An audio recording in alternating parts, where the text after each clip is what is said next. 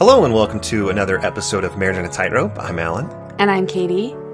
And we have a tagline that's, we're still married. But later in the show, we're going to get to that tagline. We've mentioned it briefly once, but we're gonna actually talk about that a little bit later. That's right. This is a little bit of an update episode. It's been a couple of weeks because we were out of town. Where did we go, Katie? We were in my favorite state with the highest real estate numbers, which is California. Yeah. The earthquake hasn't knocked it into the ocean yet, so Not we yet. still go to visit. We had a great time. It was a little spring break for our kids. We took them out a few days early, so we were actually there for 13 days. Yeah, we were there for a while, and we had such a good time, and it was so depressing coming back to this terrible weather. And I'm not sure if you can relate, all you parents out there, but sometimes you need a vacation from your vacation because your kids are... it's difficult to go on vacation with a family. You have to keep everyone entertained, and you're not at your own home, and so you have to make sure they don't ruin the place and all that fun stuff. Well, and it's the same amount of work. Like, I have to feed everyone no matter where we go or at what time, Right. and do laundry, and so it's still work. It's a trip. It's not really a vacation. It's a trip. And we had a good time though. We did. It was great, but we're definitely ready for a few days in Phoenix in a couple of days. Right. I'm taking advantage of a work conference. Katie's going to come with me, and we'll talk about that a little bit later, too. Yes. We decided let's hurry and record something to put out because there's a lot that's happened. There's a lot going on this weekend, and we thought it would be cool to just send it out today so you could have a chance to listen to it as just an update. So one of the cool things that happens, okay, guys, this has never happened to me, not ever. But here's my crazy story for the day. So I'm at Smith's buying groceries, and I'm walking out, and I'm like pushing my cart, and I have my lists with all the things that errands I need to do, and it was windy, so it like flew out of my cart, and I turned to get it, and I'm like chasing it down. This older man is helping me chase down my piece of paper, which is so dumb. But anyway, and I let go of my cart, and I grab my paper, and then I turn, and I see my cart heading towards someone's car.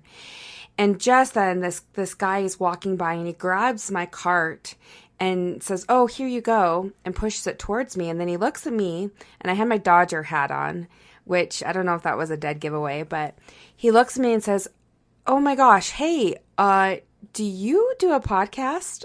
And I was like, "Yes." And he said, "Katie, right?" And I said, "Yeah."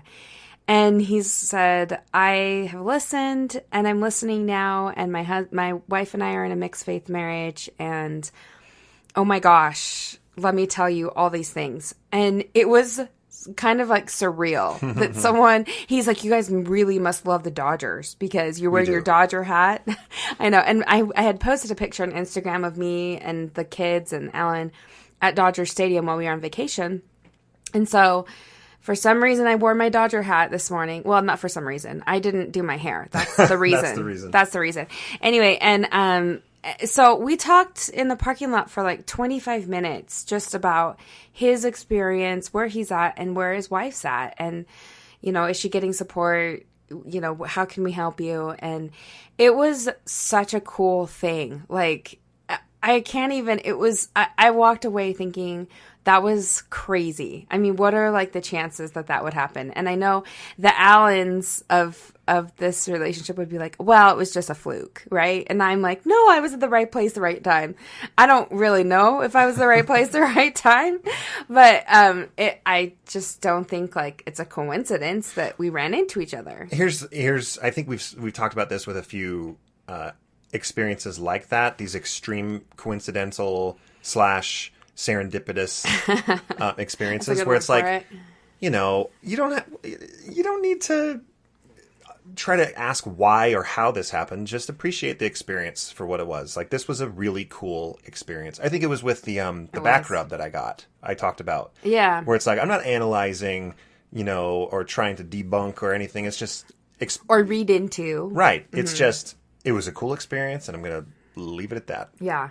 And I definitely would chalk it up to one of those cool experiences. And I honestly don't ever think it'll happen to me again because it's just so random, but it was I cool. don't know, honey. We have dozens of listeners strewn across the county.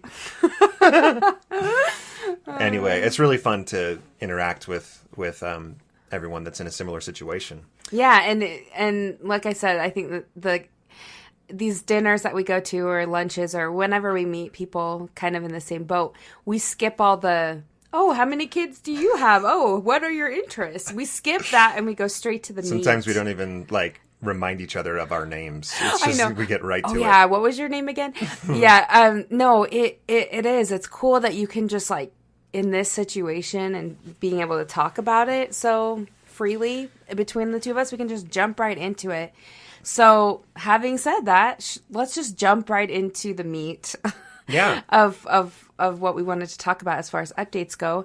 We had a lot of really cool things happen to us in California, dealing with our mixed faith marriage, and so I thought we could talk about that. Yeah, absolutely. And we'll leave out some of the little things. For example, I'm saying I'm going to leave it out now. Here I am talking about it. When we check into our hotel the first night, the lady checking us in sees a Utah driver's license and says, "Oh, are you guys Mormon?" And then tells us stories and because of the interaction with us, upgraded us to a different room. And I looked at Katie afterwards. I'm like, we can't escape this. We just can't escape it everywhere we go. I know. Well, we're white. We've got kids, 4 kids, and we're from Utah. I kind of it's funny. Okay, now I'm going to go off on a little tangent, but we were at the Great Wolf Lodge with the kids, and my daughter says, I want to find a friend.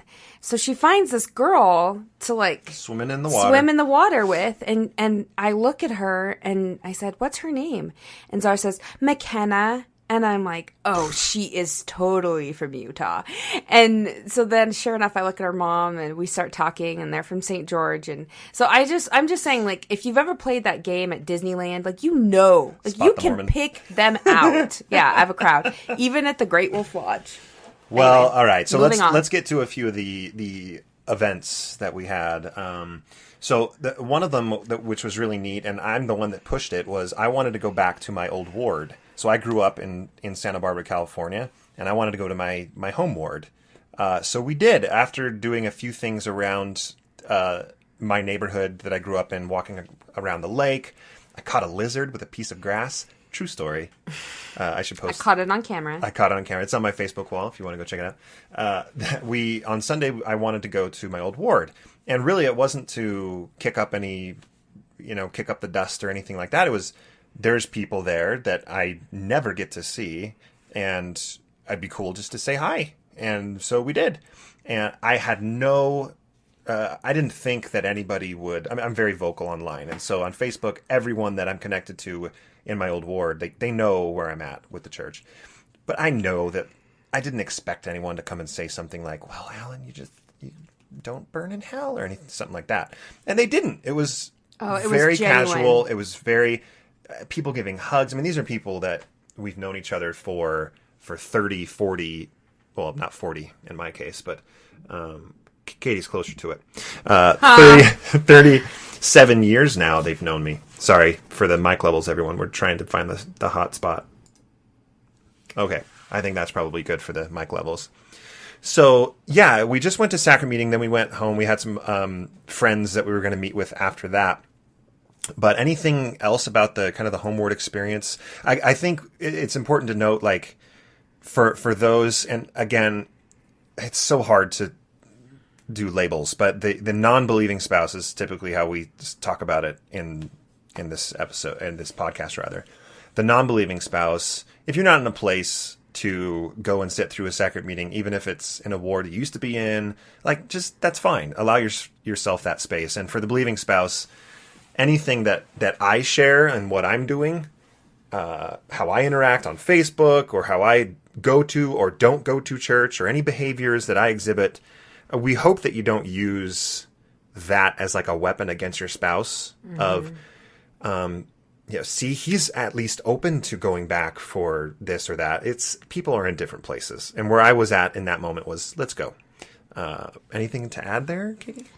For me, it was, I didn't really know anybody. I mean, I knew a few older people that have kind of always been there since Alan and I first got married. So I didn't know that many people, but what was cool is our MTC president in Madrid, Madrid, his wife lives in that ward. Yeah. And her husband has since passed, but it was super cool for me to like go up to her and say, you don't remember me, but you know, this is who I am. And she did remember me, and it was, well, or she pretended really well that she remembered me, but that was kind of cool. And we only went to the first hour of church, and then we had things planned for the rest of the day. And let me just say, I grew up in a home where if we were on vacation, we went to church and we did nothing else. I mean, we visited with family, or the rare occasion where we're driving home on a Sunday, we would, stop and get gas, but all of our food was packed so that we didn't eat anything. We didn't have to buy food on Sunday. So my Sunday on vacation has changed. And I don't know if any of you have had that sort of experience where now you've kind of shifted. For me, it's shifted. And so just going to that first hour of church and then having other things planned in the day, I was a little bit like, oh, I don't know if I should do this. I don't know if this is right for our family. But we'll keep talking about our day because it was absolutely incredible. Cool. No, thank you for voicing that. Yeah. We haven't explicitly or directly talked about how that Sunday was for you. Yeah. So, internally, at least. Right. So after church, we went back, had lunch at the house we were staying, and then we went to the opposite of a believing church experience. We actually went to a post-Mormon meetup at Claudine and Michael Gallagher's place in Santa Barbara, which was... Okay, you didn't tell me what it was. Well, I didn't quite understand if we were just getting together to eat, or I guess, I don't know. I'm very scattered and I don't look into details on things. I just say, 1:00 there? Sure, be there. No problem. And I literally had a day-by-day calendar of what we were doing every single day. Right. So I just knew that Claudine had told me, we've mentioned Claudine a few times. We're going to have her on. Actually, I don't know if I told you this. I asked her. Okay, good. You did. She's going to come on for an episode and kind of run a life coaching session with us live as we record. I guess all life coaching sessions would be live, but we'll be recording this one. Right. So she just kind of told me there's a few people in the neighborhood who have also left the church, and if you're in town and you're available, it'd be really cool to talk. I'm like, great, let's do it. So we show up, and Katie, why don't you outline kind of what happened, what it was like? Yeah, so Claudine and her husband are just so great. They had asked a few young adults to come and play with the kids so that we could just sit and talk and not be interrupted every 5 minutes, which was so thoughtful. That was like such a cool thing she did. And anyway, she invited these young adults to come and play with the kids outside and color. They had the silks from the trees, that they do in Cirque du Soleil. They hang from like the cloths. And they taught the kids how to do that. Oh my gosh. They were loving it. I was shocked because how long were we there? 3 hours? 4 hours. 3 to 4 hours. And the kids did not were entertained. Bother they us. didn't bug us once. It was like, Claudine, you've got a nice situation set up for kids here. Yeah, and so and a few others who came brought their kids also. And so we started meeting people, and for some reason I was under the impression that they all knew who we were. And not to say like, oh, hey, we're the guests of honor. Not at all. That's just the situation that I thought we were coming into. So when I started to meet people, and then it was apparent right off the bat that nobody knew who we were. Mm-hmm. This was like a post-Mormon meetup. I got a little bit like frantic inside because I was really worried about like what was going to be said, or like, here I am, I'm the odd one out. I mean, like, for so long, right. Like, you're always the odd one out because you don't believe in. But now I'm the odd one out because I'm still in. Right. And Alan was inside talking with Claudine. And we kind of gathered on the back patio and sat down in chairs, and they're going around the room, just introducing themselves and talking about, how long they've been out of the church, and asking questions. And I felt so awkward. I mean, I really did. And I'm not trying to say, that anyone made me feel that way by what they said, only that it was the first time that I have felt really out of place. And that actually helped me, because later I've reflected on that, thinking, okay, like, what situations am I putting my husband in that make him feel out of place? And so, that's very empathetic of you. Well, they asked a lot of questions, and I think that some of the questions were, there was a guy there who wasn't a member at all, and he said things like, is there anything that you miss about the church? And this woman said, I don't miss a damn thing. And I was like, oh my gosh, this is so awkward. And then someone else said something, and I just was like, where's Allan? Why am I out here on the patio by myself? And where's Claudine? And then Claudine came out, and Allan came out, and her husband, and we're just chatting, and someone poses the same question to Claudine, and Claudine, she's so genuine. She's like, oh yeah, there's a lot I miss about the church. And anyway, and I think that when she was like vulnerable and opened up, it really like changed some of the tone of the group, and I really, really appreciated that. But I mean, we talked for 2-3 hours just on that patio, just about people non-members who are there, who are married to someone who's out of the church, but still feels the pressure from the family.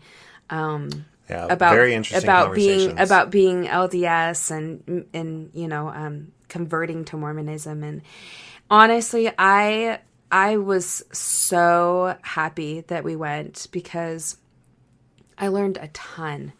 And one thing that I didn't ask them that I really wanted to, but I don't know why I didn't.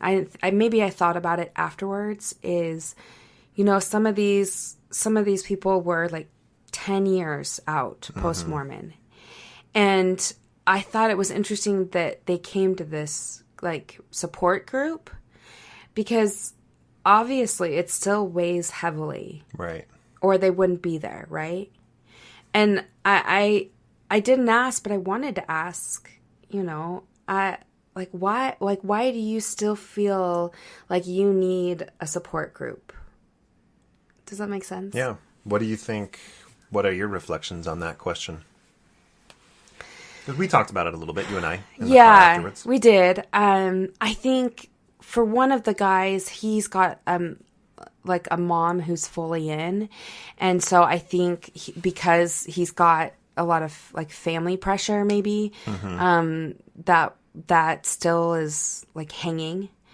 Or another woman who was divorced, and she shares custody with her kids, and her kids go with their dad. And so I think that those are like ties that continue to make it difficult for them, because there's always a tie there.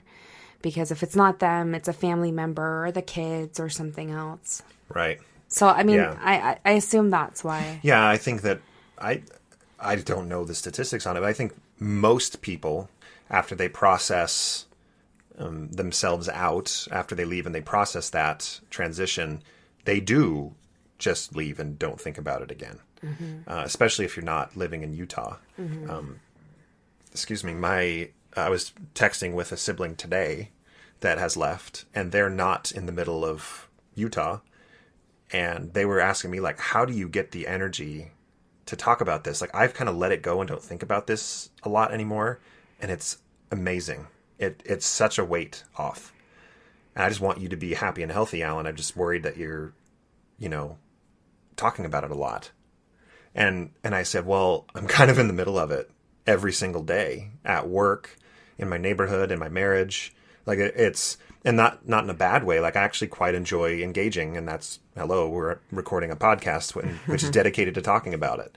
So I think everybody kind of processes things differently, and their situations are different. I agree with you. That guy, he's not in Utah, but he has a mom that still reaches out to him and drops things about the church. And so it's part of his life. And so he still likes to get together every so often and talk about it with people. I have people at my work that have been out for 20 years, and they don't need support groups. They don't need to talk or think about it.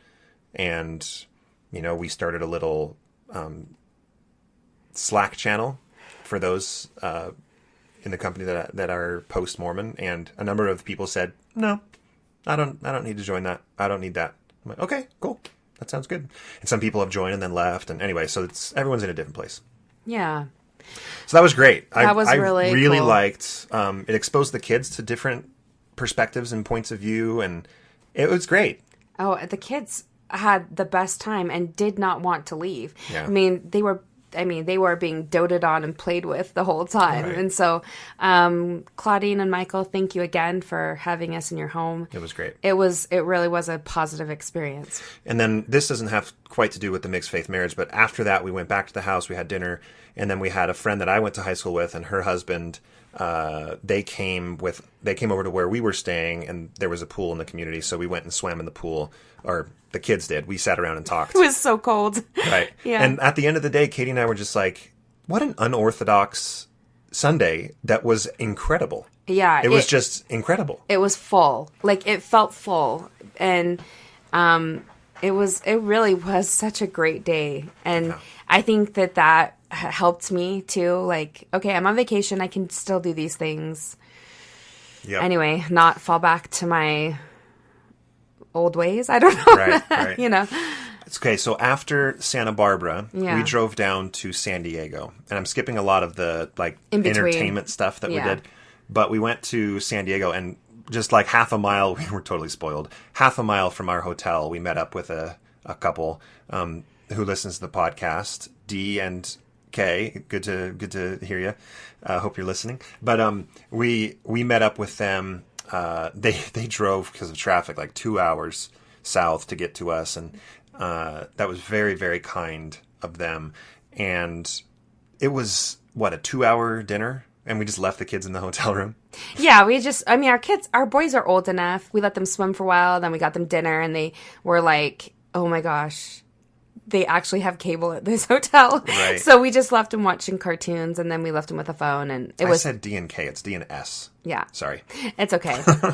Anyway, but it was nice to just get away, go to dinner with this couple, and they were so great. They were. And so one thing that we love about going with couples to dinner or to lunch or whenever we meet in the, parking lot of Smith's this morning, a lot of times they'll give us advice or say, hey, have you thought about this or that? And really, it's been really good. And this friend of ours said, your tagline at the beginning, it says we're Allan and Katie and we're still married. He's like, I don't think you need to do that anymore because it's apparent that you're married and you're staying married and you're committed to each other. So you don't really need to add the tagline. And Allan is very open to changing anything at any time. Isn't that frustrating? No, it's fine. And so I don't know. It's a very tongue-in-cheek thing. It is. It's not to be taken super seriously. I usually say it in like an announcer, and we're still married. This week we're going to talk. Anyway, it truly is a tagline. It's meant to be the same every single week. That's kind of a radio broadcasting technique, or so Google tells me. So if there's something that I don't know, what do you all think? I guess is what we're asking. I'll make a thread on the Facebook group about this. I'll post a question on Instagram, and you can vote. If you like that, we're totally open. If it's annoying, we don't want it to be annoying. We don't want it to be annoying. And so if we need to think of something else to kind of start the episode, that's fine. That's fine. So that's why we opened up today's episode the way we did, because we knew that this topic was coming up. The second thing is the individual, the wife of this couple. She wife of this couple. You know what I mean. She asked a follow-up question on something I had said about when you resign membership or are excommunicated, your sealings are not canceled. You don't like if you go back and get re-baptized rather, you don't have to be resealed to your spouse. That sealing is still in effect. And she asked me, like, where did you hear that? I didn't know where I had heard it. So I wanted to follow up because I asked a family member of mine who is a bishop, is this how it is? And he said, yes. And he sent me a picture of the handbook of instructions for bishops. So I'll just read that portion of the handbook. So for those that are interested on what the church's stance is on an individual who's excommunicated or resigns. So it says this: endowed persons who were excommunicated and later readmitted by baptism and confirmation can receive their priesthood and temple blessings only through the ordinance of restoration of blessings, which my brother says is typically given by the stake president. It's fine. He's my brother. He's a bishop. We've said it before. Such persons are not ordained to priesthood offices or endowed again, since all priesthood and temple blessings held at the time of excommunication are restored through the ordinance. Brethren are restored to their former priesthood office, except the office of 70 bishop or patriarch, which there's a note explaining that, but we're not going to go there right now. Only the first presidency can approve the performance of the ordinance of restoration of blessings. The first presidency will not consider an application for this ordinance sooner than 1 year after the person is readmitted by baptism and confirmation. So this does assume that the individual is coming back, right? Mm-hmm. But the ordinance itself is not nullified or canceled. It just needs to be restored by blessing should the person come back. Right. Hopefully that gives clarity and comfort to anyone in that situation. Yeah, anyone that's wondering. I wondered, and so good to know. So there you go. That was part of the topic. So there's an official follow-up on with the couple that we went to dinner with, which we do have to say, they were very kind to offer to pay for our meal. These, the dinners that we go to, the time that we put into not just recording, but we're going to be going and we're going to be presenting at the Thrive conference. You can look that up on Facebook if you don't know what it is. And we're going to be talking at Sunstone. We put a lot of time and energy and effort into this podcast. And if this has been helpful for you, it's still not a comfortable thing for us to say out loud. But if this is comfortable for you if it's been helpful for you and you're comfortable with providing a donation, we would greatly appreciate that as we continue to try to help everybody that is in a similar situation to us. Yeah, and if you would like to donate, you can go to our website, marriageonatightrope.org. And if you scroll down on the right-hand side, there is a donate button under our picture, and you can click that, and then it'll take you to the next page, and you can put in your debit or credit card information or PayPal. Those are the two methods that are currently there. Yeah. You can make a donation to show your appreciation, and we sure would appreciate it. We would use those to go to dinner with people and just help us continue the effort. So thank you very much. Now, back to the last point of our California trip, because this was very funny, and it took everything in me not to laugh out loud when we were introduced to this. Oh, gosh. So we stayed in the home of a family friend, and she introduced us to what beverage, Katie? To Creo Brew. Creo Brew. What is Creo Brew?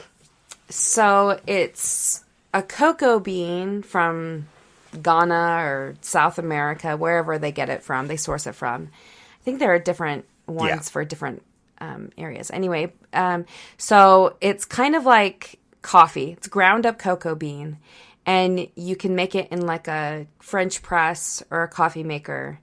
And it smells way better than it tastes. It does smell very chocolatey. Very chocolatey. And it's kind of a bitter taste. But there's a family that lives I guess, around the corner, and they own Creo Brew. And so she had... Right there in Santa Barbara. Yeah, right there in Santa Barbara. And so she had Creo Brew and said, hey, you want to try it? And we said, sure. So she's showing us how to do it. And I mean, I am a total newbie to this. Right. So she's showing us the French press, and this is how you make it. And she puts a little creamer and a little bit of, I think, stevia or Splenda in it. Some sweetener. And I was hooked. Katie liked it a lot. I loved it. And I liked it too. And then it's super low calorie. That's what the nice thing is. 10 calories. Yeah. And it has a lot of like benefits. And anyway, it's just like a nice hot drink. Nice phrase to use there, hot drink. That's the Satan's temperature. That's Satan's temperature. Oh, Kenneth from 30 Rock. I don't drink coffee. Hot drinks are Satan's temperature. Well, the funny thing is, and why this context, it made me try so hard not to laugh out loud, is literally... Call me a hypocrite. No. I'm not calling you a hypocrite. Literally 2 days before we left to California, I said to Katie, I would like to have coffee materials in the house. A French press. And at this point, she has no idea what a French press is. I don't even know what it was. A French press, a grinder, and some coffee beans so that I can have coffee. I mean, during the week, I'm in the office and I make it there. But once a week or so when I'm at home and I would like a cup of coffee in the morning, I'd like to make that. And Katie was pretty hesitant. Is hesitant the right word for it? Hesitant's the right word. I didn't say like no. And I have to say I hate the smell of coffee. I know that so many people love it. I want to throw up. It gives you a headache. It gives me a headache. And I love the smell of coffee. So I told Allan, I was like, well, okay, but will you keep it in your office downstairs? And my whole point was I am a grown man. He just edited I just himself. self-edited. I am a grown man, and I'm going to have this coffee machine prominently displayed, especially when active members of the church come over. It will be on the counter. No, that's not what I'm going after. It's tempting to do that. But anyway. So I said, yeah, I mean, just so you know, this isn't like a coffee pot. This is... And I had to try to explain what a French press was. Yeah. And so then we go to California, and there's a French press in... Literally, the house we're staying in is they're on a mission right now, and our friend is house sitting. And so, in this home of a missionary couple is a French press that we're using. I was just like, this is hilarious. This is exactly what I'm saying we need in the house. Okay, this is the thing. When it comes from you, it's really hard. Isn't this the truth? Okay, this is the truth, guys. This is the truth. Allan will tell me for 6 months about a podcast or something. You should listen. And then I'll go out with my girlfriends, or, I've become really good friends with some of these mixed faith couples. More than we're just there to talk about church stuff. We're really good friends. And so I'll go out with them and they'll say, hey, did you listen to this? And I'll say, no. And so I'll go home and listen to it. And Allan's like, I told you this a year ago. Right. So here's the thing. I think that when it's your spouse, it's just more emotionally charged. And for some reason, when I'm talking to someone that's not involved in my marriage, it's just, I can be a little bit more subjective about it. Shouldn't your spouse be the person you trust the most? Yes. Right? I agree. I know. It's hard to overcome. I know. It is. It is hard, to not step your foot down and push back a little and double down on things. And right. I will be the first to admit that. Over the past 24 hours, there's been a lot of talking about some very big church announcements with the LGBT policy, and Katie's going to introduce that in a second. I've been insanely active on Facebook talking about this, and then also one of my two people that I very much look up to were given notice of their disciplinary council. And I haven't even talked to you about this yet, Katie. No, you haven't. I haven't. And it really affected me. Wait, people that I know? You've heard of them, but you've never met them. Okay. Cody and Leah Young. Yeah, I don't know them. I'll remind you later. Is it Sam's? No. Just coincidental. Okay. The name. But I've probably made 150 comments on Facebook in the last 24 hours between those two topics. and like I'm furiously typing about this stuff and expressing my opinion and trying to understand other people's opinions. That's what I'm hoping that I'm doing. It's difficult sometimes, and then I get home from work, or I am talking to Katie, and she's like, "Oh, so what do you think about the LGBT update, policy update?" "Oh, I don't know. What do you think?" And really inside, I'm going like, "I've got like 50,000 things to say right now." So it can be. I just don't have that time. I just don't have like the time to sit down. Well, one, I'm not on Facebook. Right. And this is part of the reason why. This is part of the reason it's because why. I'm quite vocal. Well, it's not only you. I mean, I feel like it sucked up so much of my time, honestly. Right. And I just don't have time to give to it right now. Right. So, and my day was insane yesterday. So, right. I think that it's just a totally different circumstance that you and I are in. But you're right. Let's talk about the policy. Let's talk about the policy. Allan was the one that showed me. We were on our way to a school function in the morning, and I was really surprised. Allan knows, like, neither of us ever had any stock into it. I mean, we thought it was wrong when it came out. We maintained that it was wrong. And now we're like, well, finally they're, doing something about it. But that's kind of as far as it goes with me. Like, well, it was wrong to begin with, and I never agreed with it. Allan and I have had this discussion because I know that there are people who will jump fences, right? Like when it came out, they vehemently supported that decision. And so much so that now those same people are like supporting this decision. And does it bother you? That part of it is difficult. Having gone through my transition in the last 2 years, which is half of the duration, more than half of the duration of this policy being in existence. It's been a main topic when I've talked to leaders in the church, when I've talked to friends. If I post about LGBT on Facebook, there will be active members that will engage with me both publicly and privately. So I literally have gone back to conversations that I remember about this policy with active members. Wait, to try and like prove them wrong? No, I haven't. No. Let me clarify. I haven't gone back and re-engaged in the conversation. I've gone back to old text messages, old Facebook messages to see like, what did they say when this policy was still in effect? I just want to see what they said. But hold on. Why? Yeah. Why is that important to you to see, like, remember what they said versus what they're saying now? Because it's very frustrating to go back and see somebody use the language of, well, this is why the policy was put into place, to protect those families, and God wanted to protect these families and not put them in a situation where their kids are being taught that their lifestyle is a sin. Like that was the entire purpose. And now I'm like, okay, so now that the policy has been reversed, does God not want to protect these families? Is that your conclusion now? But it won't be. They'll just now celebrate how wise and great the church is. Okay. And so anyway, look, my post on Facebook, and then I'll shut up. My post on Facebook was good for them. Like, good for them. This needed to be taken away. It has been taken away. So there was absolutely recognized good. You got to recognize that this is a positive thing.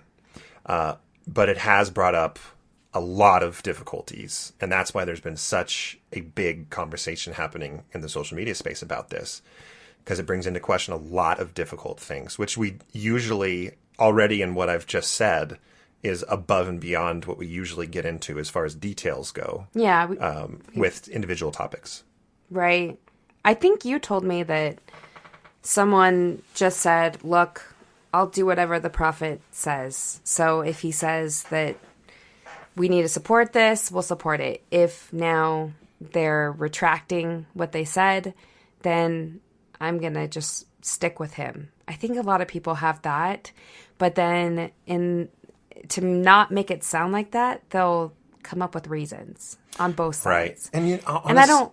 Go ahead. I'm sorry. And I think you and I both said, it's the frame of mind you're in. If that's what you believe, then fine. We're not going to throw it back in their face. Yeah. The difficult with this specific topic, the difficulty that I personally have with someone saying, I'm just going to follow them and follow the prophet, doesn't matter what they say. So I supported the policy when it was there, and now I don't because it's not, is that's fine for everyone's personal belief. But when those policies and how they're enacted are truly impacting lives to the point of lives being lost, there's real harm in some of those things. So it's like, if you accept that policy, then as a byproduct, you're going to be excluding people. And that's really difficult. So it's one of those, let your beliefs bring value to you, but don't use them as a weapon against other people. That's kind of where it gets messy. So I'm totally supportive of people saying, no, I believe President Nelson is a prophet, I'm going to follow him. I'm not trying to fight against that. What I'm trying to fight against, whether it's fair or not, is, okay, but don't use that path that you're taking to point at other people's paths and tell them that they're wrong or their parents are sinners. Yeah, and I actually, as you know, wholeheartedly agree with you. Right. I just think I'm just providing another, Of course. I'm just providing things that I've heard. And honestly, I have been so little on social media the last couple of days, so I really wouldn't be up to date on the latest and greatest. But I think that leads nicely into what's going on this weekend, because now this goes right into General Conference. Would you be surprised if they had a talk about this? I would. I would be. Here's what I think will happen. I think that they will passively vaguely refer to it. Mm-hmm. I don't think they will call direct attention to the change of policy. Mm-hmm. I think that they will say something vague along the lines of, there may be a talk about continuing revelation and how, leaders are called to lead the church in their day, and the beauty about prophets is that they receive revelation for that moment. So I can see how they can bring it up without actually pointing to the policy itself. Right. I think it'll be an interesting General Conference weekend for any of you who are in our situation, which the majority of you are. I don't know how you've been able to cope with General Conference weekends, or if it's still really difficult in your marriage to deal with because of, for obvious reasons, one's listening to conference, the other one isn't. This has given me a ton of anxiety. General Conference, I would say in October, just this last one, I had so much anxiety going into it. Well, it was the first conference that I didn't want to watch. Right. Because before that, yes, I was already transitioning, and I wasn't on board with the message, but I wanted so badly to pay attention to every single word. Yeah, even more intently than he ever had before. That is accurate. And so this latest one was new for you because I wasn't really interested anymore.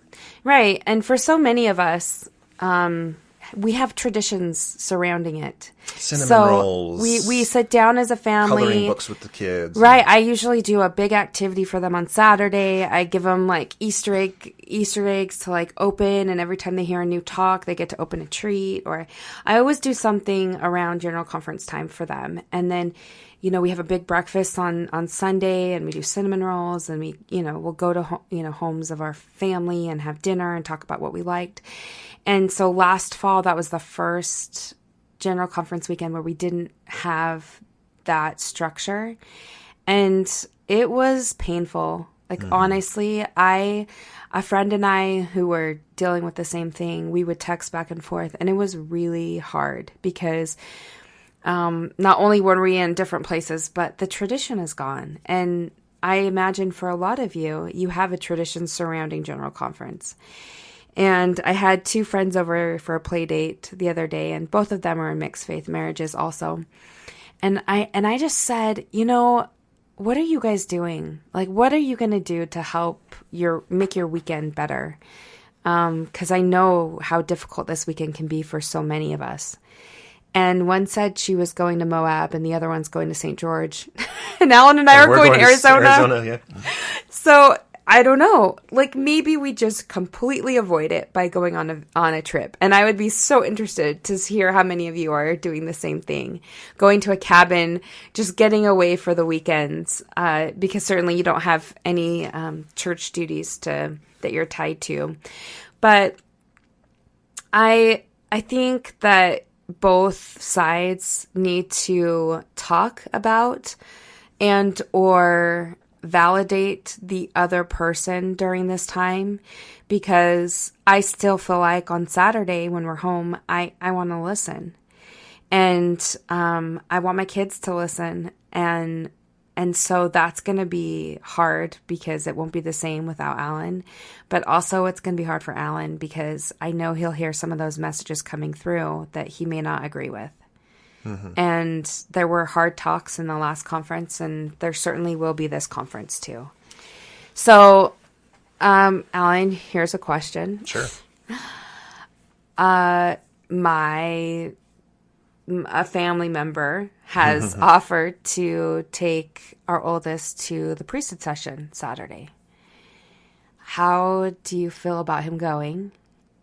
We'll be gone anyway. I mean, Allan and I will be on a listener dinner that night, but like, what are your thoughts about him going? Well, the first thing I'd say is this family member actually, through Katie, asked if I wanted to go with my son, with him, to the priesthood session, which is dude, I'm totally comfortable with someone inviting me to something, because I'm comfortable saying no. If they're comfortable asking, hopefully they're comfortable with a no, if that's the question. Right. But in this case, I was when you told me this family member called you and asked you that, the first thing I said was, I'm really glad that he, asked if I wanted to bring him, and not just try to sidestep me through you to get him to go. I would consider that a boundary crossed. Right. So for me now, the question is, okay, I'm not going to go. I can't. Just logistically, we're going to be out to dinner. But am I okay with him going? Dun, dun, dun. I'll be honest, guys. This is a tough one because, I can talk all about being open to my kids' journey and whatever they end up, believing is, I'll have to sit in that in a good way, meaning just support their choices. I can say that, and it's the right thing to say, it feels, and then a situation like this comes up, and I have a hard time. I wouldn't want him to be there, if I'm being honest. If it was up to me, I wouldn't choose for him to go. I would not choose for him to go. If he wanted to go, would you go with him? I would prefer to be there with him than not. Okay, that's fair. Because I think the biggest trepidation, the biggest hesitancy, big words are difficult for me as far as context and definition. But I think the hesitancy for me is, I remember priesthood sessions. That's typically where the most bold statements are made to the brethren on what you should be doing, what having the priesthood means. And I still have this concern of messages being presented to him without me present that paint me in a bad light, his father. And that's a concern for me. So if we weren't going to dinner, I would seriously consider attending. But I would absolutely have to have a conversation with this family member that says, I want to let you know why I'm going. And this is why I'm going. I will be there. I'm not going to say anything negative, because we always go to dinner beforehand, whether it's at the dinner or during the session. I'm not. But if I do hear something that I feel is hurtful or harmful, I'll be talking to Katie, and we'll be talking to our son, voicing our disagreement or a different perspective. I would want to have that conversation with that person before I go. I like what you brought up. I mean, that's a really good point. I've never been a priesthood, so I don't really know what's said unless, it trickles down. I mean, you can go into the app. You can go into the app. It's not and a listen. secret or anything. No, it's not. But what I'm saying is that's not something that I think about. I don't think about the bold things that are being said that may cast you in a bad light or that may do harm. I think of like sort of the general messages of conference, and overall, overwhelmingly, I feel like usually they're just making positive changes in your life to be a better person, et cetera, et cetera.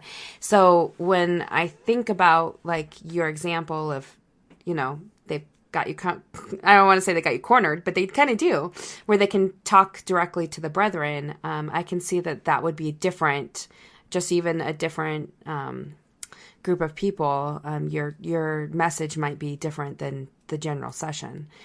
So I completely can understand and validate what you're saying. I would be worried. I would be worried too. Thank you. I'm glad you brought that point up, because I hadn't thought about that. I do have to say that I think that, and I don't think you feel this, but I just want to voice it.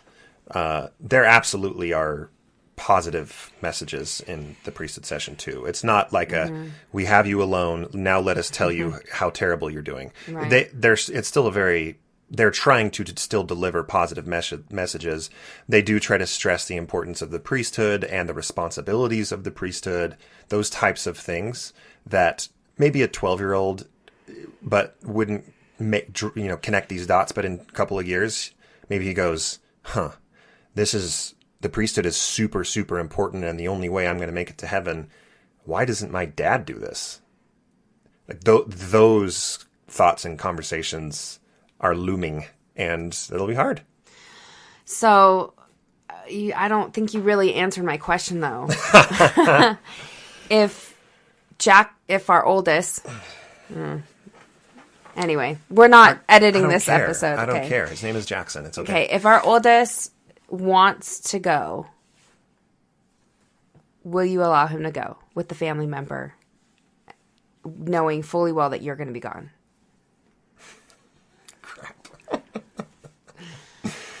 Oh, man. We purposefully did not talk about this until right now, just so you all know. Be raw.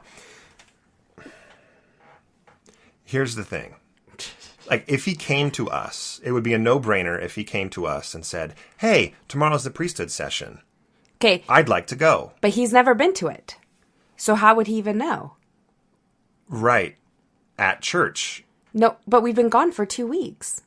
Okay, well, benefit to me. So, no, I mean... I'm being a brat, but... I think that... I have a hard time approaching him and saying, I'd like to invite you to do something that I really hope you don't want to do. I'm not saying you have to. I know that. This is very tricky. This is extremely tricky. This is how I see it going, just from my point of view. My point of view is, hey, Jackson, so-and-so would like to take you to this priesthood meeting. You got to get dressed up. It's about an hour and a half long. And then after that, they usually go to dinner. Would you like to go with them to it? Yes or no? I have to get dressed up? Yeah. I can't be with my friends? No. Well, actually, you're going to be babysitting our other kids. Yeah. What do you want to do? Oh, I don't really want to go. Okay. Like, I just don't think it's that big of a deal. Like, if we have just like a really simple conversation, I feel like if he says, yeah, he really wants to go, then don't you think we can go into more detail about it? I mean, I just feel like I don't know. I kind of feel like, well, you just ask. We haven't even asked him yet. Okay, let's do this. Let's ask him. If he decides he wants to go, I honestly would want to have a conversation with this family member and say, and we would need to think about the right way to say it, but I really would want to say, please, when you're at dinner with him and when you're in this meeting with him and afterwards, please don't plant things in his mind that would sow discourse in our family. Which I don't think would happen anyway. Right, but not intentionally. But I could see the message, for example, the message of Jackson, I just want to explain why this priesthood session is so important. The priesthood is the power of God to act in his name and never betray that. And all of a sudden, the messages that I'm hoping he doesn't hear in the meeting are being said by this family member. And it's just like when you're chatting with him, can you just keep it light and not try to preach to him? Just let the message sit for itself. Just be very sensitive to the situation we have in our home, because I am the parent. You are not the parent. And we're going to raise our kids the way that we want to raise them and the way that they want to be raised as well. Is that well put or poorly put? I don't know. No, I think that's definitely fair. I want to stress that it's not like we feel like our family members, of our relatives, have ill will towards us, or they're trying to provide Jesus camp whenever they're together, right? No, I actually haven't felt like that at all. I haven't felt like that at all. So just so you know, I want to kind of clear that up. And two, I know a lot of you will be dealing with the same family members saying the same things. So come up with a way to say it in a really respectful way. But it's absolutely your right as a parent to say something like that when they do go, or talk directly to our son about it, whatever it may be. On the same page, I have the right to say, well, I'm okay with him going. Yeah, absolutely. And so I want everyone to know that that's just find the balance, talk it out, and be respectful of one another. That went really well. I'm glad we talked about it. I am too. Okay. It doesn't make this an easy situation, but it makes it easier to talk about it. So Thank you for bringing it up. And thank you, listeners, for helping us process through this. You are all our counselors. I'd like to thank the microphone and Audacity for giving us the platform. Okay. Thank you. So I think that's all the time that we have. Katie, you've got to run and take Jackson to a doctor's appointment, actually. Yeah, I do. But a couple things. So first of all, we aren't sick of traveling yet, so we're going to do it again this weekend. And on Monday, I will be in the Mesa area, and a few listeners and I are going to meet for lunch. And these listeners are specifically believing spouses. I'll give it that title. Easiest spouses, way to say it. Right? Spouses who are still finding that balance in the church and with their spouse.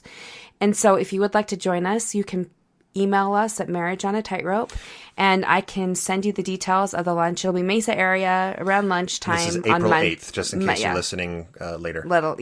Monday, April 8th, and I'd love to meet you. And I'm one of the biggest things that I would like to do is connect you together. So if you live in the area and you want to meet other women or other men or whoever shows up, you want to meet other people in the same situation. You want to meet other men. I know, sounded bad. That came out bad. I know what you mean. You know what I mean. If you want to meet people that are in your situation, that live in your area, that you can connect with, and then, form a friendship or a bond or whatever support system right there, please come to the lunch. It's not going to be weird. We'll pick somewhere, Cafe Rio or something. We'll just pick something, and you can come for an hour, however long you can stay, and we'll visit. So you can either email me or you can private message me on Instagram. And I think that will be a fun event. Very cool. Great. Thank you so much for listening. You can follow us on Facebook, the Marriage on a Tightrope podcast group. We post here periodically. Every time we have an episode, we release it on there as well. But there's not a ton of comments and new conversation on there, but it's just good to stay connected on Facebook. Katie runs our Instagram account, which is Marriage on a Tightrope. You can search us there. You can email us at marriageonatightrope@gmail.com, and at marriageonatightrope.org. You can see our faces at the top, and you can donate if you would like to at the bottom of that website. Thank you so much again for listening. Katie, I'll give you the last word. Good luck this weekend. I hope that you, whatever happens, I hope that it's a positive weekend for you. I hope it's not bad. Who knows? Maybe by Monday we'll all be drinking coffee. Probably not. I'm glad we didn't talk about debunking all of the rumors we've heard here. We never know. I think the last 24 hours shows us you never know what's going to happen. So good luck this weekend, everybody. And may the odds be ever in your favor.